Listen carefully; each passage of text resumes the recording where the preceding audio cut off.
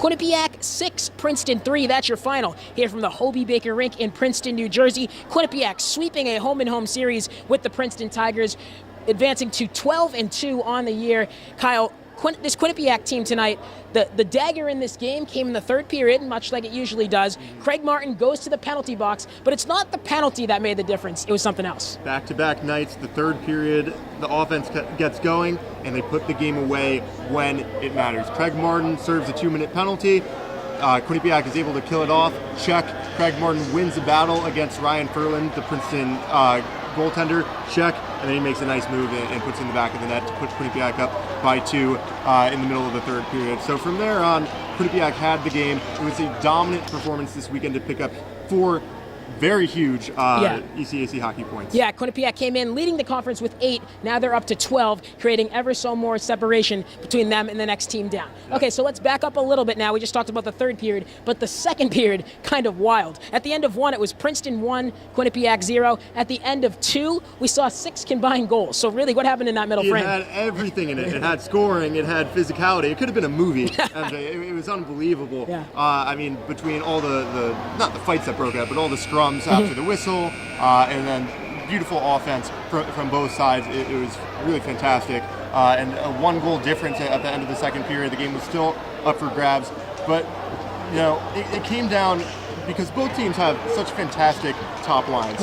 Between Verano and Puffner on Princeton, and then you have Tufto and the freshman on the first line for Quinnipiac, who's having a great year, as well as Prisky, one of the best players in the country. So it came down to what I call the role players in guys like Craig Martin and Luke Shipla, who really stepped up. They had fantastic nights, not just getting on the score sheet, but they've been here for years, they understand this culture, and they were doing things that Quinnipiac hockey entails. That means blocking shots, forechecking, winning battles. It was really a fantastic night, top down to the bottom for all the Bobcats. So Quinnipiac, after sweeping number 19 Princeton, very likely to move up in the rankings, but next weekend, a home-and-home series with UMass Amherst. Right now, UMass, the number 3 team in the country. We'll have to see where they show up on Monday's rankings, but what are you expecting out of that home-and-home? Well, they might be number 3 according to the USCHO, but according to the Chase Prisky rankings, they're the number 1 team in the country right now, according to him, and that's how they're going to go in. He knows what it's like being the top team in the nation, so I'm sure it's going to be interesting being on the other side, being like almost chasing